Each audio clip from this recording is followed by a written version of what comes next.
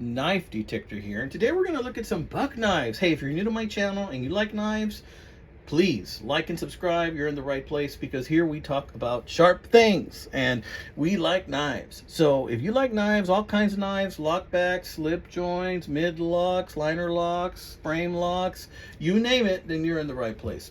Today, though, we're going to talk about some more lockback knives, because I've been telling you that I have so many lockback knives to show my friends here in my YouTube channel that I'm just going to dedicate like the next 5 or 6 videos. Well, guess what? We're down to about maybe 3 or more videos after this of lockback knives that I have to show you until I get some more, and then we'll go ahead and do that, and we'll continue that, guys.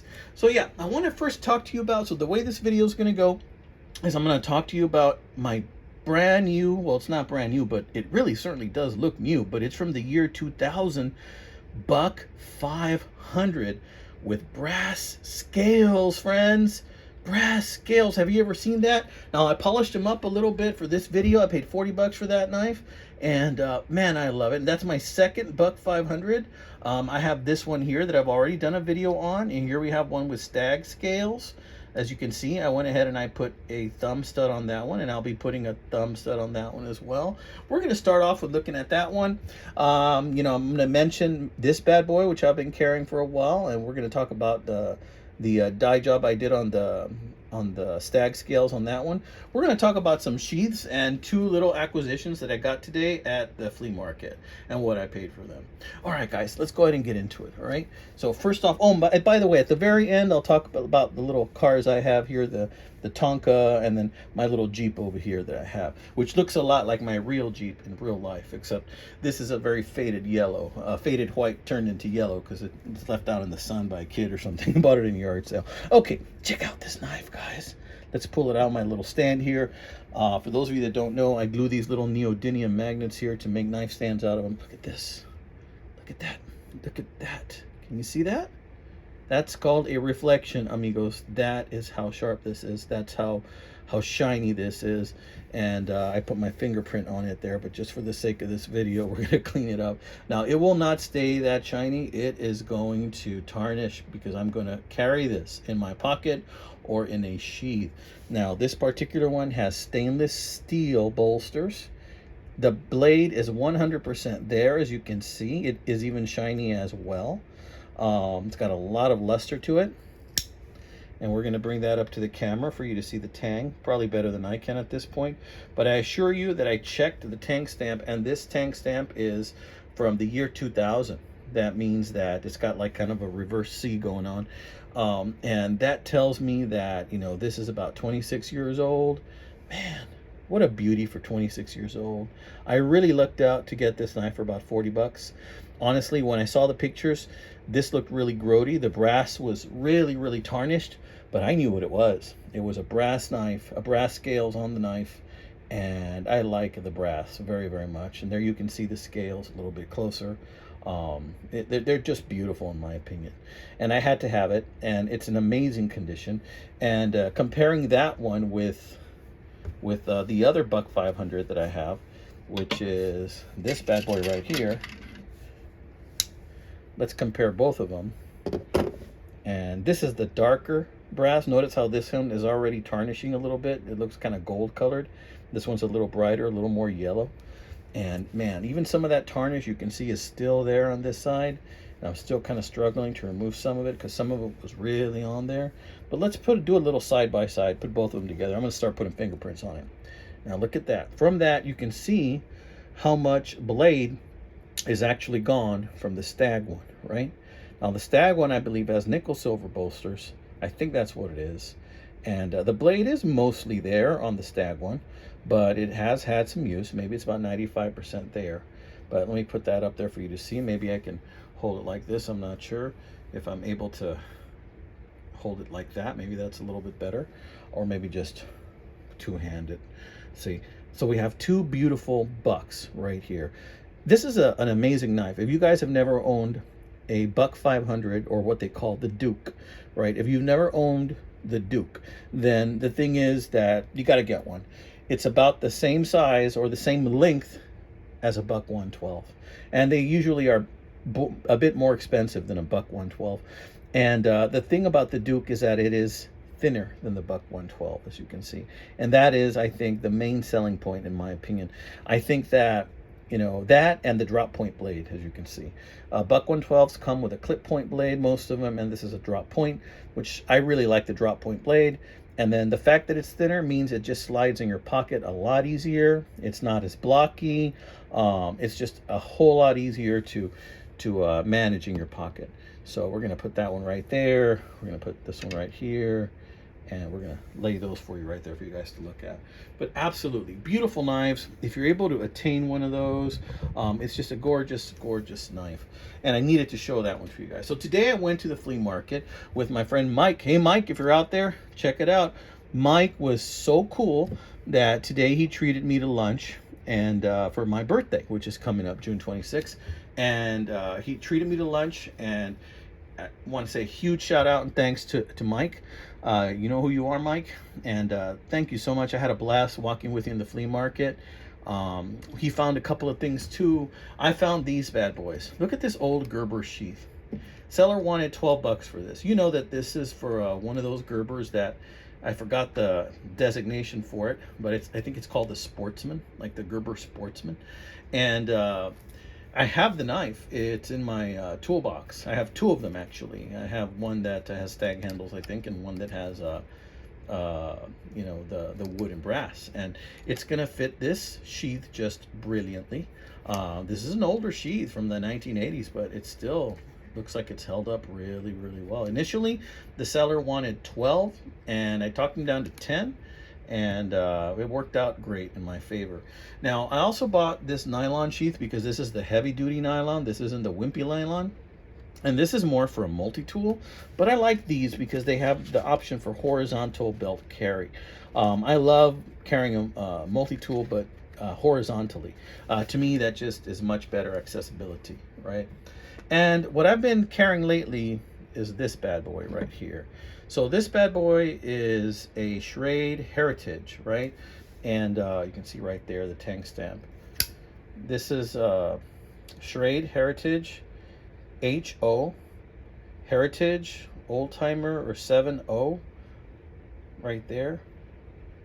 And I can't remember what the designation stands for, but it says HO70 for the designation. Not sure which one of those is a no, which one of them is a zero, actually. But yeah, initially the scales on this, I made a video on this about a year and a half ago, I think. They were white.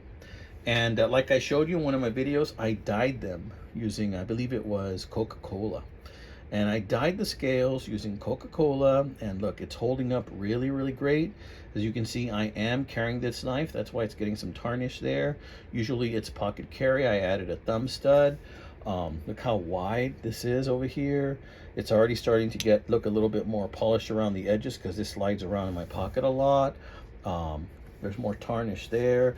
You know, we got to use these knives. You got to carry them, because if you carry them, what you're actually doing is you're using a tool like it was meant to be. You know, you never know when you're going to need a knife to cut something, whether paper, cardboard, wire, wood, etc. I happen to have a knife in the glove compartment of my car, and a piece of the plastic that goes in the bottom was being dragged in my wife's car several years ago, and it was making a terrible noise, and it was dragging, and then she remembered, hey, I have a knife. And so she cut it. She used the knife to cut the plastic off. I was so proud of her for being able to problem solve and for using a knife, right, safely. And so absolutely, look at that. This bad boy has been my companion a lot, and will continue to be my companion over the summer. So I'm going to put that one there. And here we have another sheath here for you to look at. Now this is an older style, and I want you to pay close attention to the words there. An older style buck sheath, right? Now see, kind of like the script or the blocky letters of the older style, they're the same as the blocky letters that you see on the tang on this knife. But the thing is that knife is not it's not specifically for a Buck 500 Duke. This actually is a 112, and as you know, these sheaths on the bottom tell you what knife this is for, and this is a 112. However, because it is the same length as a 112, the Buck 500 Duke just slips in there just fine as well. I'm going to demonstrate that by putting that in here for you, just like that. See how it looks? It just fits perfectly in there. It's just a tad bit thinner. That's why it's not a big deal. And boom, you can carry this in a sheath for a buck 112. You can use a buck 500 Duke, and it'll be just fine. And you know what? The leather sheath for a buck 500 Duke is the same as a buck 112. It's just a little thinner down here. Not too bad, right? So I'm going to go ahead and pull that out for you. But that one came with this one. Now, does that mean I'm going to carry it in a sheath? I don't think so. I think that I'm comfortable with these just carrying them in my pocket, because I think that pocket carry is probably where I want to be with these. Honestly, I think that because, you know, I'm a big guy, you know, carrying it in my pocket is sufficient for me, unless I want to be styling and profiling, you know, and having one of these, like I heard, styling and profiling. Who did I hear say that? One of my knife guys that I subscribe to, I think it's Stan from Stan's Cutlery Universe. I think he says styling and profiling. I think I heard him say that. Or maybe it was Mario who said that, over at Mario's channel. One of those guys said that, and so yeah, it's a cool thing to say. So I'm stealing it from y'all. Styling and profiling, okay? Now, yeah, I've heard it before. That's like a 90s term, right? But in any case, yeah, check it out. You can use it for either one of those. So this has been another one from the Knife Detector. Please like and subscribe.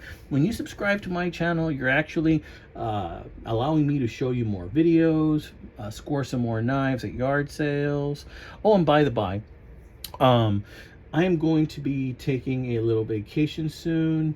I'm not going to say where, but you know, I might take my camera with me or take some video and post it while I'm out there.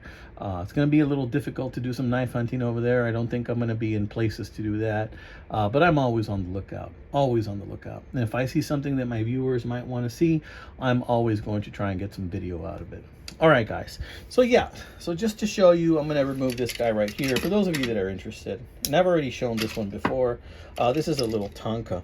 And if you look closely in here, it says 1978. These are really cool, and these just take me back.